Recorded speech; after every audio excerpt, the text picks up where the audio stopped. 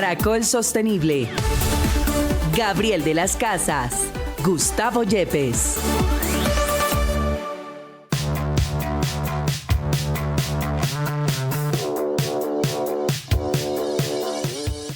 Hola, bienvenidos. Esto es Caracol Sostenible. Aquí estamos en nuestra cita de cada mañana a las 11 de la mañana, los sábados en Caracol Radio, en esta alianza con la Universidad Externado de Colombia. El profesor Gustavo Yepes nos acompaña. Profe, buenos días, ¿cómo estamos? Buenos días, Gabriel. Buenos días a todos. Bueno, un tema bastante complicado, la minería sostenible. Para muchos no hay ninguna forma de minería que sea sostenible, porque de todos modos es una extracción de la tierra. No se puede hablar de una economía circular de ninguna manera hasta el fondo. En fin, pero tenemos que vivir de ella, hace parte del día a día de nuestro mundo. Así que trataremos de ver cómo hacer una mejor minería, cómo tener una mejor práctica. Sí, Gabriel, es importante resaltar que la minería es muy importante para la economía. Podemos ver cifras como que maneja más o menos el 2.5% del PIB mundial, pero impulsa alrededor del 45% de la economía global que requiere de todos sus materiales.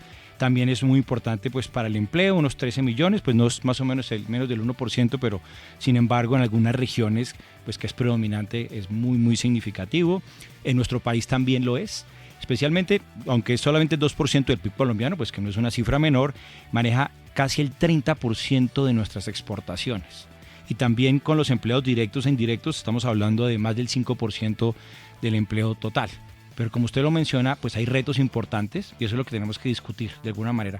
¿Cómo podemos superarlos? Porque obviamente genera deforestación, pérdida de biodiversidad, podemos hablar de contaminación de las aguas, del suelo, también hay conflictos pues, laborales, sociales, que también veremos, y hay problemas con la contaminación del medio ambiente, atmosférica, y por supuesto el impacto en la salud humana pues también es significativo. Hombre, pues para arrancar, pues uno de los que usted no ha nombrado y es el impacto social que tiene la minería. Los pueblos fantasmas que veíamos en las películas de los Estados Unidos, eso no es exclusivamente de allá. Eso pasa en Colombia, eso pasa en cualquier país que tenga minería. Una vez se acaba ese recurso que están buscando, desaparece el pueblo, desaparece la economía, se van, ahí quedan los socavones, ahí quedan los huecos, ahí quedan poblaciones que hemos tenido que prácticamente trasladar también en nuestro país. Pero pues hablemos desde la parte social y desde cómo viven los trabajadores. Además, uno de los trabajos más complicados en la minería es el de la minería del carbón. No hay nada más peligroso para un minero que el polvillo del carbón. Por eso tienen que usar unas mascarillas especiales que se las cambian entre 2 y 3 veces al día. ¿Sabe que estuve averiguando sobre eso y conocí una industria de máscaras? Al trabajador del carbón, el polvillo del carbón va a los pulmones. ¿Qué hace? Que se le cristalicen los pulmones. Al final viven conectados a pulmones de acero, porque el pulmón ya no puede trabajar de lo duro que queda con el polvillo de carbón. Quería recordar algo, pues que frente a lo que usted está diciendo me parece muy importante, porque el próximo 21 a 23 de mayo, en los próximos días, tendremos el primer Congreso Internacional de Gestión del Cierre Minero y su diferencia con los pasivos ambientales, que creo que es un tema que es muy al lugar en estos momentos. Es de una organización que se llama Minería y Medio Ambiente, Estudio Jurídico Limitada. Entonces yo creo que podemos asistir a ese evento. Creo que es muy importante lo que es el cierre minero hoy, es tan importante de planear como la misma extracción responsable y sostenible de la que estamos hablando el día de hoy. Hablemos de comunidades mineras y de cómo trabaja la gente del carbón. Igor Díaz es fiscal nacional de Sintracarbón. Hablando del Día del Trabajo que pasó pues la semana anterior, pues queremos saber cómo vive la gente del carbón en su día a día. Igor, bienvenido a Caracol Sostenible, ¿cómo está usted? Muy buenos días, un saludo muy especial, gracias por la invitación. Bueno, estamos aquí para poder tratar los temas que hoy nos asisten y a los cuales fuimos invitados. Muchas gracias. Pues un tema muy en boga a propósito y tiene que ver con el Día del Trabajo. Cuando estamos hablando de transición energética, pues ¿qué más que transición energética cuando queremos descarbonizar el mundo, si así puede ser? Pero ese crecimiento debe ser controlado, debe ser además de una manera justa. Y hoy queremos analizarlo, esta transición energética, desde el lado de los trabajadores. ¿Cómo sienten ustedes, cómo viven ustedes desde un gremio tan importante como es Sintracarbón, esto que viene ahora de la transición energética? ¿Qué tanto los afecta? ¿Qué tanto ven ustedes una oportunidad participativa de estar en esta transición a la que el mundo tiene que ir sí o sí? Bueno, este proceso tiene varias aristas. Para nosotros es de mucha importancia el tema a tratar. Es la transición que se ha planteado de poder migrar de la del proceso energético en el cual estamos inmersos, el extractivismo de carbón, a otras posibilidades productivas, ya sean energética o de diversificación económica en los territorios, es el tema para nosotros prioritario, por una razón. Primero, el extractivismo de carbón en el cual estamos no es intensivo en mano de obra, pero el paso de energías limpias o no convencionales es mucho más para los trabajadores desde el punto de vista laboral que afectación de sus contratos de trabajo, porque es mucho menos intensiva en manos. ¿Eso qué nos dice? Que necesariamente hay que empezar a pensar en cómo se diversifiquen las regiones en otras líneas productivas que puedan permitir la migración de los trabajadores del extractivismo a esas posibilidades productivas para mantener, pero además no solamente mantener el empleo, sino que sea en condiciones dignas y con empleo decente, y con contratos que se ajusten a la legislación laboral y que no sean, como dicen en algunos sectores, empleos que no garanticen derechos de los trabajadores. Esa es una gran preocupación. Los trabajadores hoy, en las condiciones que tienen en el extractivismo de carbón, tienen una convención colectiva que tiene beneficios laborales, beneficios sociales, y nadie quiere perder eso. Hay una expectativa muy grande frente al proceso de transición como tal, per se, ya que lo que viene no es concreto, lo que viene no es claro, lo que viene tiene mucha incertidumbre, no hay una política clara del gobierno, aunque tenga hoy el gobierno actual una posición clara frente a la transición, no hay líneas claras, planificadas, que puedan permitir que el futuro inmediato puede ser benéfico para los trabajadores. Eso genera una alta preocupación. Nosotros, las organizaciones, estamos trabajando mucho en concientizar a la gente, en formar a la gente en otras oportunidades productivas, aún estando dentro del extractivismo, para que el proceso de transición podría, desde la visión que tenemos, ser menos traumático que como lo estamos viendo. Pero hoy hay mucha expectativa, hay mucha incertidumbre, y esa situación hoy, a estar a próximo al Día Internacional de los Trabajadores, de la lucha obrera, genera pues expectativa frente a lo que viene. Nosotros, como trabajadores del carbón, vamos en el día de mañana a presentar oficialmente, ya lo hicimos hoy, ante el Ministerio de Trabajo, un pliego único marco sectorial del sector carbón que permite establecer líneas muy importantes para la transición justa de los trabajadores que hoy estamos en el sector carbón, sector energético, y que permita sentarnos con el gobierno en una mesa tripartita con las multinacionales del carbón y los trabajadores y las comunidades a diseñar lo que puede ser un plan de cierre futuro próximo y que permita estabilizar la región, las condiciones laborales de los trabajadores y los... Igor, creo que ha dejado claro un poco la preocupación que tiene en el momento, pero nos gustaría para nuestros oyentes y para los televidentes que usted nos cuente cuál es la posición que tienen ustedes frente a la transición energética, cómo la ven, que si están, digamos, son positivos frente a ella o por el contrario no quieren nada al respecto. Bueno, los trabajadores siempre hemos estado en proceso de construcción de procesos. Y hoy, aún con lo que acabo de expresar, certidumbre en los trabajadores, de preocupaciones en las organizaciones que representamos a los trabajadores, hemos sido propositivos. No nos hemos quedado en el marco simplemente entender que hay un problema y no buscar soluciones. Nosotros hemos participado de todas las audiencias públicas que ha hecho este gobierno actual, que tiene una posición clara sobre el tema de transición y descarbonización. Hemos sido propositivos en generar propuestas alternativas. Hemos diseñado desde los territorios para buscar alternativas productivas donde puedan migrar los trabajadores. Ese es un punto. Lo segundo es concientizar a los trabajadores que sí o sí, en algún momento de la historia laboral nuestra, la mayoría de los trabajadores van a tener que migrar a otros sectores productivos. Lo que estamos intentando es que un gobierno, un empresario, puedan aportar, que están en el carbón, y lo posible que lleguen, a generar otras líneas productivas, por lo menos, para poner un ejemplo, Guajira y Cesar, y me voy más a la Guajira. Estamos con el tema de la pesca, la agroindustria, el turismo. Son sectores que pueden recibir la migración de esos trabajadores, pero necesariamente hay que generar líneas muy claras de cómo va a ser el proceso de transición, cuáles son las empresas que van a llegar a generar esa expectativa de percibir ese grueso de trabajadores, que además no solamente hay grueso de trabajadores. Si uno mira la Guajira y el Cesar, el contexto es que estamos hablando de un 60 o 70% de informalidad. O sea, nunca pudieron llegar al extractivismo de carbón. O sea, fueron trabajadores que estuvieron permanentemente trabajando de manera informal, no teniendo un empleo formal, y eso, además de lo que estamos hoy en el extractivismo, que tienen una condición laboral óptima aparentemente, que se cumple con la legislación laboral, frente al contrato de trabajo, pero hay mucha gente que no tiene un contrato laboral justo, un contrato laboral decente, que permita pues entonces que el trabajador sienta que está bien remunerado y con todos sus derechos concebidos. Entonces, la preocupación es en ambos sectores, tanto de los trabajadores activos, pero también el grueso número de empleados que hoy están activos. Mira, hay un dato específico. Nosotros diseñamos un nuevo turno de trabajo producto de la implementación de 4 cuadrillas dentro de la empresa que en años anteriores se había reducido.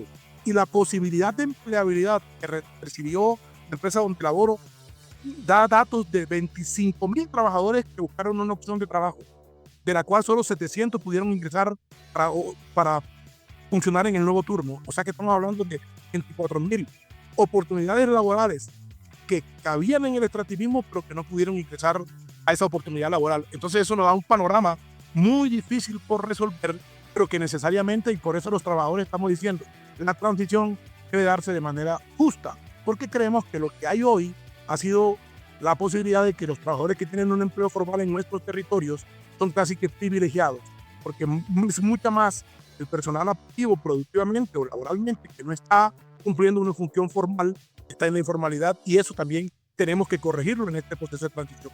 Entonces aquí lo que hay que lograr es obtener muchas más oportunidades en todas las líneas productivas que encontremos, adicional pues a que el carbón exista todavía aún. Por eso estamos diciendo, la transición no debe darse cuando termine el proceso extractivo en el 2034, por poner una fecha tentativa hacia Cerrejón. Es posible que se amplíe, es posible que no, pero si llega en ese momento, desde hoy, 9 años antes, los trabajadores tenemos que estar organizados en lo que estamos haciendo para percibir la concentración de los que están laboralmente activos, y también ayudar a que la población no activa que esté en formalidad pueda también tener un empleo social.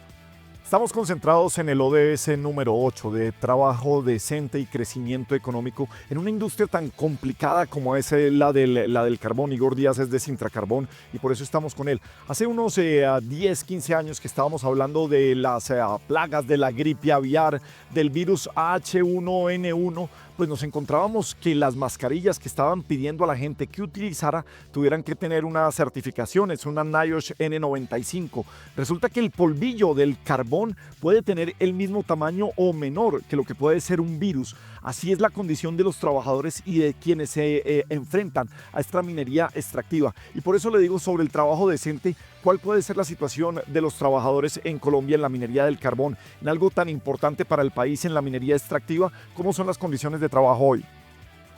Mire, nosotros siempre hemos sido, y tengo que decir, hay una alta responsabilidad por parte de la empresa multinacional donde elaboramos, y también tenemos información de que las multinacionales de carbón en la región Cesar y Guajira invierten mucho en materia de protección de los trabajadores. Pero eso no se hace con las comunidades que también están inmersas dentro del proceso extractivo alrededor del complejo minero y perciben todo el rigor de la producción de carbón. Voy a dar un dato específico. Por cada tonelada de carbón en los procesos extractivos de minería a cielo abierto se mueven 7 toneladas de tierra. La relación es de 7-1. El nivel de polvo que se genera por tierra o por carbón es altísimo. Sílice es una partícula que está tanto en la tierra como en el carbón en mayor proporción y produce enfermedades respiratorias. Aún el cuidado de la mascarilla, que estamos en una mascarilla certificada, una mascarilla certificada por los comités de seguridad dentro de la empresa que representan a los trabajadores y también a las empresas, hacemos un esfuerzo porque las cabinas de los equipos estén bien mimetizadas para que el polvo entre en menor proporción, pero aún con todas esas protecciones hay trabajadores hoy afectados por la extracción minera que tienen silicoantracosis, que es la enfermedad producida por el carbón, que tienen su pulmón cristalizado producto de la percepción de carbón en el cuerpo humano, que han sido tratados y hoy hay algunos pensionados. No es fácil el sistema de seguridad social en Colombia, es difícil para que se certifique que la relación del trabajo y la enfermedad sea congruente con el oficio que realiza. La explotación minera produce enfermedades no solo respiratorias, sino también osteomusculares. Estamos hablando de un proceso de extracción de carbón que se hace con equipos de altas dimensiones, de 140 toneladas, 320 toneladas. Los equipos, las palas, mueven 40 toneladas en cada cucharonazo. Cada cucharón roza la relación de hierro con hierro entre el cucharón y el equipo, produce efectos sobre la humanidad del trabajador y produce enfermedades de columna, de cervical. Hay un número de enfermos. Yo puedo decir que en donde yo laboro, el Cerrejón, hay más o menos 900.000 trabajadores que tienen patologías producto de la explotación minera. El sistema intenta luchar con el sistema de mandar en el sistema de seguridad social en Colombia para que se reconozcan estas enfermedades, pero aún así consideramos que hay una inversión en materia de control ambiental y de seguridad para proteger a los trabajadores. Pero la minería, por el rigor del alto volumen, estamos hablando de 23 millones de toneladas en un año de carbón, que es carbón, que es la relación de 1 frente a 7 toneladas de tierra que se producen por las 23 millones de toneladas. Entonces estamos hablando de un volumen de contaminación alto que finalmente, aunque se protejan los trabajadores, producen enfermedades y afectan la humanidad del trabajador. Es una lucha permanente, legal e internamente en la empresa para el reconocimiento de esa empresa. Igor, yo quisiera que retomáramos nuevamente un poco el tema de la transición energética, porque si bien tiene problemas, como usted anota, y algunas amenazas muy fuertes para los trabajadores, también hay una cantidad de oportunidades. Me gustaría saber si desde Sintra Carbón han previsto o han comenzado a trabajar por el tema de la capacitación, la formación técnica de estos trabajadores para que puedan aprovechar esas oportunidades, y si han podido lograr algo a través del gobierno para también buscar esas alternativas, porque sin preparación, por supuesto, no van a tener esa capacidad de acceder a esas nuevas oportunidades que son muy técnicas, ¿no? Bueno, oportuna la pregunta. Nosotros hemos venido trabajando, educando a nuestra gente, formando a nuestra gente, concientizando a los trabajadores de que ese cambio va a venir en algún momento. No sabemos si en el 2034 o si es más allá, pero nosotros como organización, de manera responsable, estamos no solamente acercando a los trabajadores, sino a las comunidades también. Tenemos un proyecto de apoyo internacional para formar a los trabajadores en la visión de cómo podría hacerse un cierre de minas justo, La Guajira específicamente. Y ahí están involucrados líderes de la organización, trabajadores de base y también líderes de la comunidad. Que podamos interactuar entre nosotros para poder pensar y no esperar que otro, un tercero, gobierno o empresa nos solucione la visión de lo que puede pasar en el territorio finalmente. Pero además hay en todo el análisis que hemos hecho documentos que pueden permitir plantear una propuesta de política pública frente a una transición justa en el departamento de La Guajira y en el Cesar. Y esos documentos los tenemos preparados, están al orden del día. La empresa hoy no habla de cierre de mina, pero tiene un documento que yo puedo compartir con ustedes de una propuesta de cierre de mina en la Autoridad Nacional Minera en Colombia, que data de más de 100 y algo de páginas, donde establece inclusive que su proceso de reducción de los pasivos o de los laborales, perdón, de los pasivos y laborales, sociales y ambientales, empiezan gradualmente a reducirse a partir del año 2020. Estamos casi que a un año de haber empezado Cerrejón a hacer gradualmente el proceso de reducción para llegar potencialmente hasta el 2024 con menos pasivos frente al proceso de cierre de mina. Es un parte de su responsabilidad frente al país, frente a los trabajadores y frente a las comunidades. Pero nosotros venimos haciendo muchas cosas, tenemos varias líneas. Nosotros estamos haciendo un piloto de reconversión productiva en el Cesar. Acuérdense que en el Cesar se empezó a hablar de transición no por parte de un proceso justo de finalización de proyectos productivos, sino que la empresa Glencore decidió cerrar 3 minas que tenía, devolverle los títulos al país en medio de la pandemia. Lo hizo, primero lo hizo para un cierre temporal y finalmente lo hizo para un cierre total. Hoy cerró 3 minas, que no hay ni propuesta del gobierno que definió que ese era un corredor de vida, que antes era el corredor de mina, pero no hay claridades sobre una política de gobierno que permita establecer dónde va a migrar todo el personal laboral que quedó sin empleo producto del cierre. Estamos hablando de más de 1.200 trabajadores directos y más de 4.000 trabajadores tercerizados, pero además toda la población indirecta dependía del extractivismo de carbón. El Producto Interno Bruto de los departamentos del Cesar y La Guajira están más o menos en un 45% o un poquito más dependiente del extractivismo de carbón. Y un cierre de mina produce un efecto devastador, casi que genera cordones de miseria o de hambre en nuestras regiones al no haber esa oportunidad hoy, pero la genera más porque no hay alternativas donde migrar. Por eso nosotros como Sintra Carbón estamos trabajando en eso. Hay un piloto financiado por una entidad de trabajadores FNB de Holanda, que es una central de trabajadores y financia proyectos que nos permitan a nosotros garantizar por lo menos claridad frente al futuro inmediato. Y ya hay 5 o 7 líneas que los trabajadores han determinado para presentar al gobierno, propuestas que puedan permitir que ese sea visionarse un corredor de vida como lo ha emitido ese gobierno, que apoyamos, que sentimos que tiene algunas concepciones claras, pero que falta políticas definidas en las regiones para que pueda ser tangible ese interés del gobierno de una transición que logre efectivamente generar un impacto social equilibrado en las regiones Cesar y Guajira, que hoy son las que vemos que van a estar mucho más impactados porque el extractivismo de carbón, su tendencia es a carbón cero. Eso pues tiene que obligarnos a prepararnos en esa perspectiva que estamos. Pero tenemos 4 o 5 líneas, estamos tratando de que los trabajadores conciban el tema del cooperativismo, de la asociatividad, para que puedan generar también empleo de los trabajadores. Estamos también pensando en proyectos de independencia energética, que los trabajadores en sus casas posean paneles solares para que puedan intercambiar productos, de que también en la costa la energía eléctrica es muy costosa y puedan entregarle al sistema posibilidades energéticas desde el calor del sol, que en la Guajira es muy alto, puede darnos oportunidades para reducir tarifas y eso puede mejorar las condiciones sociales y económicas de los transportes. Y otras líneas, pues, nosotros venimos con el gobierno haciendo un esfuerzo, que más de 100 trabajadores hoy están en el extractivismo de carbón, trabajan en empresas, pero se están tratando de tecnificar y de aprender sobre energía fotovoltaica y sobre otras líneas de hidrógeno verde, algunas líneas que estamos hablando con el SENA, con la Universidad de La Guajira, las universidades del CESAR, que permitan que la academia sea parte fundamental de un proceso de transición, de información de la gente, que pueda percibir las nuevas oportunidades productivas, no solamente de energías, de fuentes de energía, sino otras alternativas productivas que puedan recibir o percibir la migración de la gente que viene del extractivismo de carbón. Bien, pues creo que tuvimos un gran panorama de lo que es la industria del carbón frente a la transición energética, que debe ser justa, que debe ser sostenible, que debe ser participativa, porque aquí lo que queremos hablar hoy, que estamos metidos en el ODS número 8 sobre el trabajo decente y el crecimiento económico, también la visión de los trabajadores, la sostenibilidad de los trabajadores para ese crecimiento económico, para ese beneficio también que debe tener el trabajador, es muy importante dentro de esta transición. Por eso, mil gracias a Igor Díaz de Sintra Carbón por acompañarnos el día de hoy aquí en Caracol Sostenible.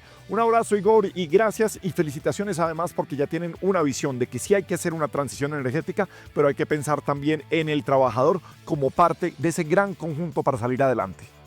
No, a ustedes gracias por tenernos en cuenta, por invitarnos.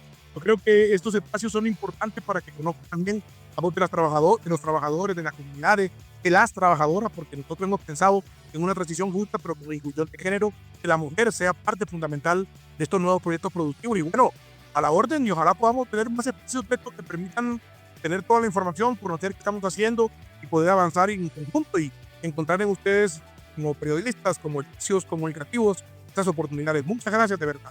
Es Igor Díaz y pasó en Caracol Sostenible.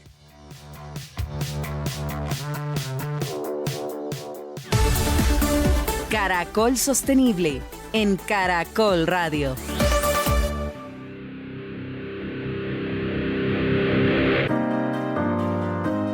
Muy bien, sigue Caracol Sostenible, sábados 11 de la mañana en Caracol Radio, nuestra alianza con la Universidad Externado de Colombia. Bueno, don Juan Manuel Durán, hoy que tenemos más de 60, 70 precandidatos a las elecciones presidenciales de 2026, pues queremos hablar con ellos de sostenibilidad y buen invitado el que nos trae Juan Manuel Durán. ¿Quién es, Juan? Buenos días. Buenos días, Gabriel. Pues le cuento que hoy estoy con un invitado con amplia experiencia en diferentes sectores y de quien queremos conocer su perspectiva en torno a la sostenibilidad. Mauricio Cárdenas, exministro de Hacienda, exministro de Minas, bienvenido a Caracol Sostenible. Hola Juan Manuel, muchas gracias. Complacido estar en este programa. Bueno, pues usted tiene una gran experiencia en todo el sector público, también en el sector privado. Queremos conocer su punto de vista, cómo ve el compromiso de Colombia frente a la sostenibilidad del planeta. A mí me gusta, yo creo que el problema de cambio climático es real, no es un invento. Hay una situación muy seria para países como Colombia. Empezamos a tener muchos problemas asociados a fenómenos climatológicos extremos, sequías, pues obviamente olas invernales, deshielos, subida del nivel del mar, erosión costera, o sea, todo eso es real. Y eso es causado por el cambio climático. O sea, todo el compromiso para enfrentar el cambio climático es deseable. Usted tiene una gran experiencia debido a su paso por el Ministerio de Hacienda, también por el Ministerio de Minas y Energía, lo cual permite que usted nos dé también un panorama muy amplio respecto a la transición energética. Pero ¿cómo lograr esa transición energética sin de pronto afectar otros sectores, por ejemplo, el trabajo, que es algo de lo que se ha hablado mucho y que esas personas que trabajan en el sector minero energético también se ven afectadas por esa transición que no se hace de una manera justa? Tenemos que hacer una transición energética sin empobrecernos. Esto no puede ser sinónimo de pobreza. Más bien, por el contrario, la transición energética nos debe abrir oportunidades, generar unos ingresos que antes no teníamos. Entonces, Colombia tiene la riqueza más grande para apoyar al mundo en la transición energética o transición climática, y es su biodiversidad. Tener los bosques, las selvas, todo eso es lo que nos va a permitir como humanidad capturar los gases de efecto invernadero, almacenarlos y por lo tanto resolver este problema. Y Colombia pues puede aportar muchísimo y en el proceso puede ganar plata, puede generar ingresos, podemos vivir mejor. Entonces, ojo, esto no es como muchas veces presenta este gobierno, que es que hay que sacrificar, que dejemos de exportar petróleo, que vamos a perder ingresos. No, esto es más bien usando los activos, los recursos que tiene Colombia para monetizarlos, y entre ellos la biodiversidad. Integrando también a esas comunidades que viven de ese sector. Así es. Hacer un cambio de paradigma, de pronto un cambio de pensamiento, ¿cómo logramos eso? Totalmente, o sea, yo estaba pensando en eso. Lo primero que hay que decir es, las emisiones de gases de efecto invernadero de Colombia no tienen nada que ver con la producción de petróleo, la producción de gas, la producción de carbón. El grueso de las emisiones de Colombia es por la deforestación. O sea, si Colombia quiere resolver el problema de emisiones de gases de efecto invernadero, tiene que dejar de deforestar. Y de hecho tiene que empezar a reforestar, a recuperar esas hectáreas de tierra que se han destruido. Entonces, dejar de deforestar es cambiar de paradigma, como dices tú. ¿Qué significa eso? Que al colono, al campesino, a la comunidad indígena, le resulte más rentable proteger que talar para poner una cabeza de ganado. Que le dé más plata proteger que talar para tener un cultivo. Entonces, eso significa que hay que traer los recursos internacionales, están dispuestos a pagar por eso, pueden pagar mucho, a decirle al campesino o al colono, mire, usted en vez de talar, quédese aquí, cuide, proteja, reforeste, y eso le va a generar una renta todos los meses, y con eso va a vivir mejor de si se pone a quemar, a talar, a destruir. Entonces, es un cambio de paradigma. Pues un trabajo bastante arduo el que tiene que hacer el gobierno para lograr esto que usted plantea. Y es posible, es posible. Lo que pasa es que este gobierno se enfocó por el lado que no era, y es cerremos el grifo del petróleo, que eso no resuelve ningún problema y nos empobrece. Lo voy a llevar a otra conversación porque usted además es doctor en economía y otra de las grandes conversaciones que hay en torno a la crisis climática tiene que ver también con ese modelo económico que hay pues a nivel mundial. ¿Cuál es su opinión respecto a esto? ¿El modelo en qué sentido? El modelo económico de gasto extractivista. Lo que plantean muchos teóricos y muchas personas es que debemos cambiar el modelo para dejar de gastar tanto, de consumir tanto, y de esa manera podemos ayudar mucho al planeta. Sí, no, sin duda. Tenemos que disminuir nuestra dependencia como humanidad y como país de los combustibles fósiles. Esos hacen daño. O sea, las emisiones en el fondo vienen de esos combustibles fósiles a nivel global. Pues por la quema de petróleo, de gas, etc. Entonces sí tenemos que cambiar ese modelo. Lo que pasa es que eso no va a ocurrir de un día para otro. Eso va a ser un proceso lento. Entonces nosotros como país, ahí hablemos como Colombia, tenemos que utilizar la renta del petróleo, mientras la tengamos, mientras podamos tener esos ingresos, para invertir en las actividades que van a reemplazar al petróleo. Eso no van a ser los aguacates, porque usted a punta de aguacates no va a reemplazar los 20.000 millones de dólares que deja el petróleo en Colombia. Eso va a ser a punta de conocimiento. Por ejemplo, un sector al que yo le tengo mucha fe y tengo gran optimismo es el sector a exportar servicios desde Colombia. ¿Qué quiere decir esto? Servicios de turismo, servicios de salud o de tecnología, que en Colombia, por ejemplo, los publicistas, los abogados, los contadores, los consultores presten servicios al exterior basados acá. Eso nos ayuda a facturar en dólares y vivir en pesos.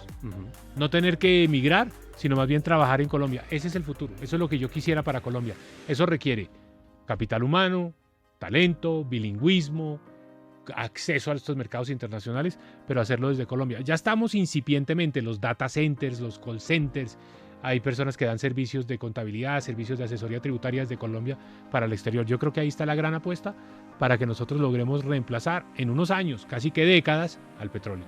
Bueno, pues eso es lo que buscamos aquí en Caracol Sostenible, tener estas conversaciones para entender un poco todo lo que gira en torno a la sostenibilidad. Mauricio Cárdenas, exministro de Hacienda, gracias por acompañarnos aquí en Caracol Radio. A ustedes muchas gracias por la invitación y felicitaciones por este programa, porque es realmente importante para ayudar a que en Colombia haya buena información, para que los colombianos entendamos bien el tema de la sostenibilidad, porque mal entendido el problema de sostenibilidad nos empobrece, bien entendido nos enriquece.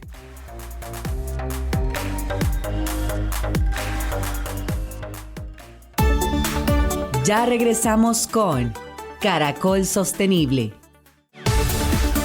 Continuamos con Caracol Sostenible.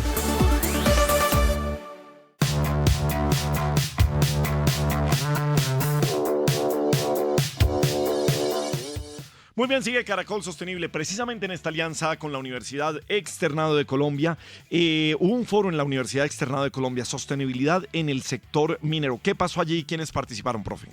Bueno, aquí también participé yo, fueron muy amables en invitarme, también estuvo el doctor Fernando Montoya, que es el director del Departamento de Derecho Energético de la Universidad Externado de Colombia, también el doctor Juan Camilo Nariño, que es el presidente de la Asociación Colombiana Minera, y lo estuvo moderando el doctor Luis Bustos, que es un profesor del Departamento del Derecho Minero Energético.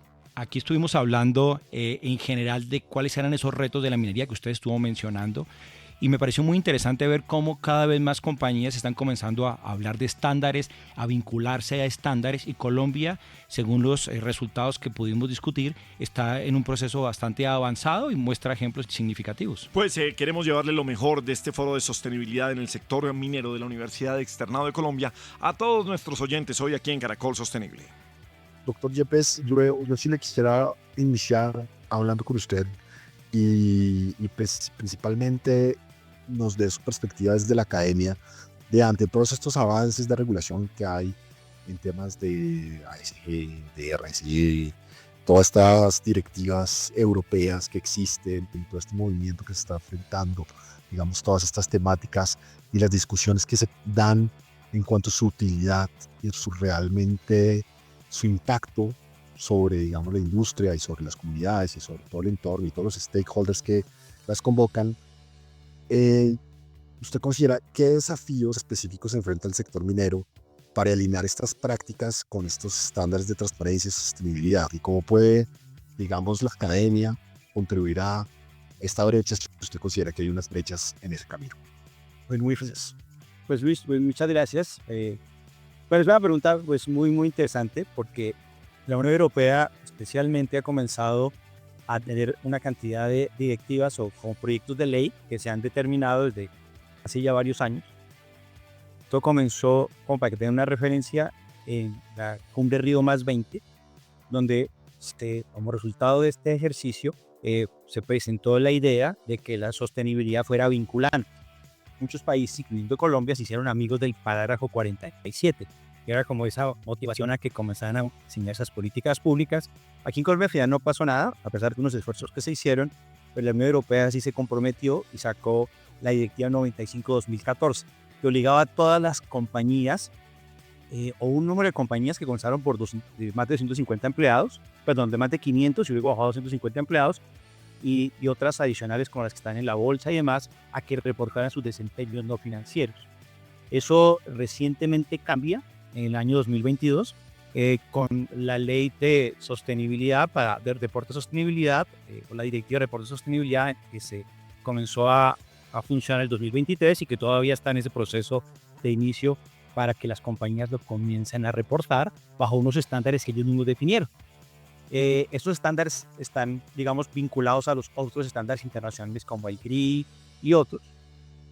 Pero creo que esto ha dado como, o ha generado un inicio como de una especie de confrontación de diferentes estándares. Entonces a mí siempre me han preguntado, ¿no?, ¿qué va a pasar en el futuro? Y yo les puedo decir con muchísima seguridad que entre 5 y 10 años todas las compañías en todo el mundo van a tener que reportar sus desempeños no financieros y que lo más probable es que estén atados a los reportes financieros.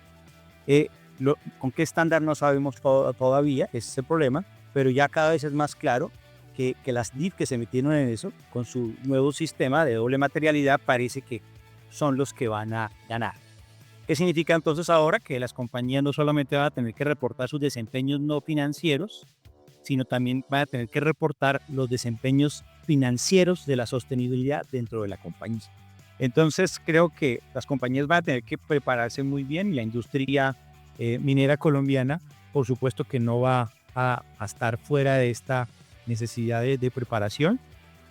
Pues no puedo dejar pasar la oportunidad de estar con ustedes para una pregunta. Yo creo que es fundamental en el tema de estándares. Que en la minería representa, Luis, algo adicional que no es menor, que es absolutamente necesario. Y es cómo nosotros, a través del cumplimiento de los estándares, que hay muchos, que es parte de la pregunta, pero a través de cómo esos estándares, al cumplirlos, pueden llevar objetividad a la percepción de las comunidades de que las cosas están intentando hacer mejor, no intentando hacerlas peor, como en muchas cosas o como muchas de las compañías mineras se enfrentan en la conversación pública, en el orden nacional, en el territorio y demás. Es como esa objetividad que ponen los estándares al hacer una tarea, medida por terceros, comparable con otros países, como esa objetividad necesaria en la minería, en el cumplimiento de ese estándar, cómo pueden trascender esos estándares para generar conversaciones con la comunidad, con un gobierno o cualquier otro, en el orden local, en el orden regional, ahora más que nunca en el orden nacional.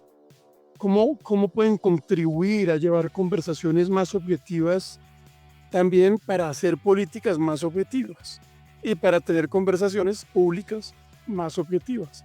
Yo creo que hay un valor enorme que tienen los estándares, en el cual la minería es mucho más necesaria pues, en todos los sectores económicos, y que deberíamos buscar que también trasciendan el cumplimiento de algo y el reporte en sí mismo. Lo pongo sobre la mesa, que es algo que siempre he tenido en la cabeza de cómo llevar objetividad a la discusión minera. Una parte de esa objetividad es a través de los estándares. Pues yo coincido con esto. Me parece que es un mecanismo muy interesante para poderse comparar. Y creo que todavía estamos un poquito lejos para eso, por la cantidad de estándares y por el debate que se está dando frente a los estándares. Y por ahora todavía hay mucha confusión al respecto. El tema de las actualizaciones constantes y demás generan unos costos, unos sobrecostos importantes dentro de las organizaciones. Y creo que, si bien coincido con Juan Camilo que son muy, muy importantes, creo que sí vamos a tener que mostrar y vamos a, con seguridad, tener dentro de pocos años, yo creo que entre 5 y 10 años, un estándar global como la SNIF, que va a estar posiblemente asociada a la SNIF y con el mismo reporte. Y lo que deben entender igual cualquier gerente de cualquier compañía en todo el mundo es que los desempeños financieros van a ser tan obligatorios y con la misma, digamos, importancia que cualquier estándar no financiero. Entonces, los gerentes ahora tienen que entender, y las personas de la operación de una compañía, que va a tener que estar pendientes tanto de la operación y de los impactos financieros como los no financieros, lo cual es muy positivo pues para lo que dice Juan Camilo, el establecer unas mejores relaciones entre una empresa, sus comunidades de área de influencia, con autoridades y cualquiera de sus grupos de interés que eso tenga. No sé, Milton. No, está clarísimo. Yo creo que, digamos, el estándar o la consolidación de un estándar único, al final lo que busca es facilitar esa conversación entre el público objetivo, que es la comunidad, y la empresa, y yo diría que también los terceros interesados respecto a la construcción de esa confianza y lo que decía Juan, esa conversación objetiva en torno a la actividad minera, y no solo minera, ya en realidad es mineroenergética. Yo soy de los que creo que este tema relacionado con la sostenibilidad de la industria siempre debió haberse manejado desde la política pública de una manera conjunta e integral entre los tres sectores. Y yo creo que ese fue un error que cometimos en Colombia en los últimos 15 años, fue tratar de aislar las conversaciones asociadas hacia la construcción de confianza y la práctica sostenible de la industria, tanto desde lo social como desde lo ambiental, de una manera fragmentada. Entonces, en la industria minera, o yo diría inclusive primero desde la industria de los hidrocarburos, ellos tuvieron que hacer un desarrollo temprano de estos temas. Después, la industria minera empezó a enfrentar esos retos a raíz de decisiones jurisprudenciales y a raíz, digamos, también de la conflictividad en el territorio. Y después llegó esta conversación al sector eléctrico, pero solamente llegó con el desarrollo de los proyectos renovables en La Guajira, en donde se pensaba que no iba a haber, digamos, mayor dificultad, porque estábamos hablando de proyectos en teoría verdes, ¿cierto? y miren lo que sucedió y miren los problemas que estamos teniendo hoy para el desarrollo de esos proyectos a gran escala en algunos territorios de nuestro país.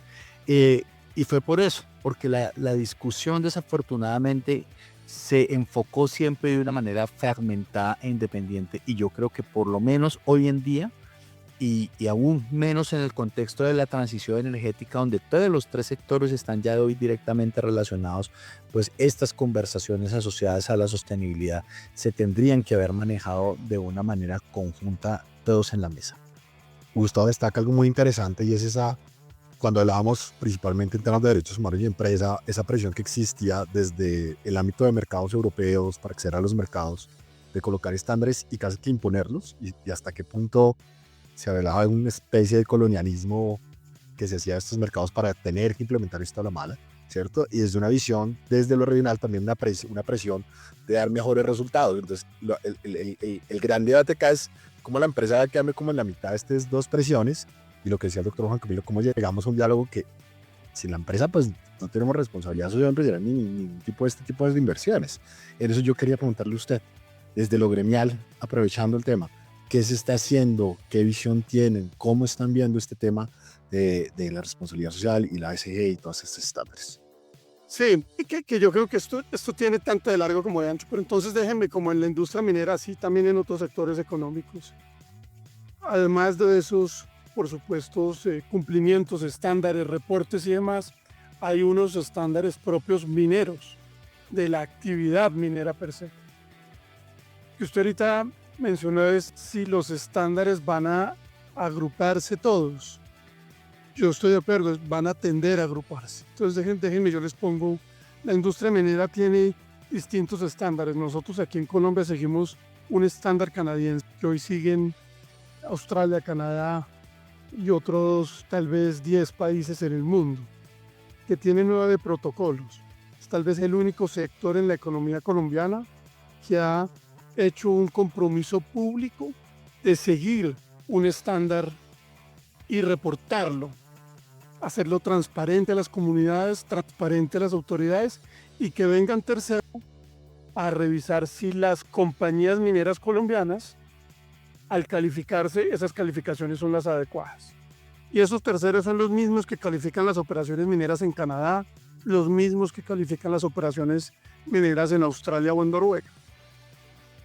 Y ese es un estándar que tiene medio de protocolos: manejo del agua, manejo de la biodiversidad, en temas ya muy mineros y de mucha criticidad para la operación minera, manejo de los tailings, manejo del cierre de minas, manejo de comunidades, grupos étnicos, cambio climático y demás. Y tenemos una página pública que se llama Minería Sostenible Colombia, en donde hoy ahí están el reporte de 23 minas en operación en Colombia y las calificaciones en cada uno de esos 9 protocolos. Vamos a incluir en diciembre de este año un 10º protocolo, que es el de equidad de género. Yo, digamos, tratando de ordenar un poquito las ideas desde mi visión como abogado, yo creo que los estándares al final son unas herramientas a las cuales recurre en su gran mayoría el sector empresarial, y con el apoyo de las organizaciones gremiales, para tratar de, con esa herramienta, aportar a la construcción de un diálogo en donde pueda haber un mayor nivel de confianza con los actores locales, con las comunidades y también con las autoridades locales, para poder ir avanzando en esa escala de licenciamiento social. Y de esa forma, digamos, a través de la aplicación de esos estándares, tratar de llevar el mensaje de que esta industria sí puede ser una industria sostenible. Sostenible desde 3 aristas: desde la arista social, desde la arista ambiental y desde la arista asociada a la gobernanza.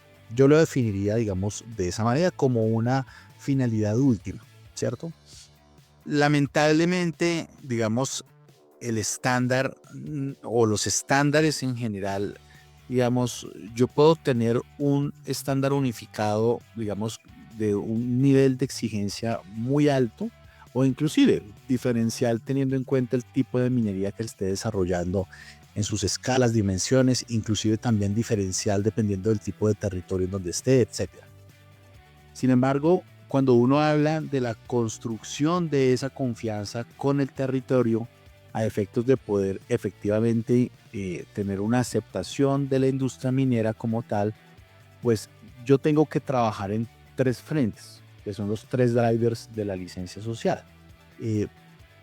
La primera de ellas, la equidad distributiva, es decir, cómo hago como empresa en este caso, pero este discurso también es replicable a las autoridades, pero enfoquémoslo desde la empresa, cómo hago para que las comunidades efectivamente perciban en su territorio que el desarrollo de la industria deja unos réditos, deja unas acciones en el territorio en donde efectivamente se evidencia que hay una justicia en la distribución de esos beneficios económicos, de esas inversiones económicas y de esos, digamos, réditos económicos que recibe la empresa y el mismo Estado, y por eso también quiero decir que el discurso también se replica para el Estado en su entorno. Bien, pues un gran resumen de lo que fue este foro de sostenibilidad en el sector minero en la Universidad Externado de Colombia. Y así terminamos Caracol Sostenible. Un abrazo grande, Juan Manuel Durán en la producción periodística, el profesor Gustavo Yepes y Gabriel de las Casas. Los invitamos a que sigan con Caracol Radio.